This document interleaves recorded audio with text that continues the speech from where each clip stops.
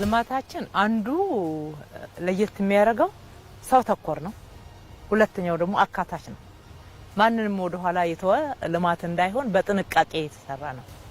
ይሄ የሚጀምረው ከየት ነው ካል ከህፃናት አሁን በጨቅላ እድሜያቸው መልካም ዘር መዝራት አለብን። ተገቢው እንክብካቤ ሊደረግላቸው ይገባል። ሁለንተናዊ የስነ አእምሮ እድገት፣ የአካል እድገት አጠቃላይ የተሟላ አገልግሎት ማግኘት አለባቸው የሚል ፕሮግራም የተጀመረው በ2014 ዓመተ ምህረት ነው። ከ5000 በላይ የህፃናት መጫወቻዎች የአዲስ አበባ የተለያዩ መንደሮች ላይ አካባቢዎች ላይ ተሰርተዋል። ይሄ ብቻ አይደለም።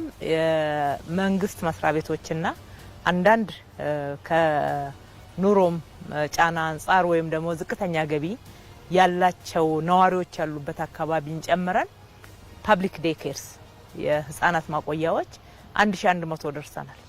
በእነኚህ 1100 የህፃናት ማቆያዎች ውስጥ ምግብ እናቀርባለን።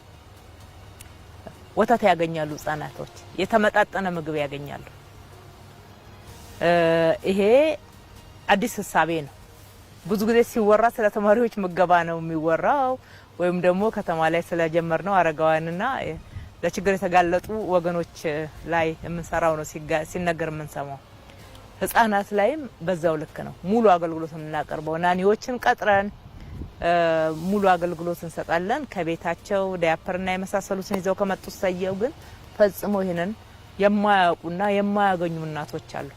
ልብስ አጠባ የሚውሉ በየቤቱ የተለያየ በሰራተኝነት በቀን ስራ የሚተዳደሩ አሉ።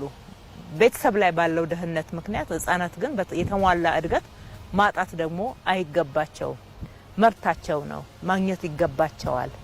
አንድ ሁለተኛ ዛሬ ያልዘራ ነው ፍሬ ነገ መልካም ሆኖ በቅሎ ሊሰጠን አይችልም። መልካም ፍሬ ሊሰጠን አይችልም። በጣም ጎበዝ የማሰላሰል ችሎታ፣ የማስተዋል ጠንካራ ፈጠራ እንዲኖራቸው እንጠብቃለን። መቼ እንደዛ እንዲሆኑ አድርገን አሳደግን የሚለውን ሁላችንም መመለስ ያለብን ጉዳይ ነው። ይሄ ገብቶን የጀመርነው ክልሎች ሀገሮችም ልምድን ወስደን ማለት ነው።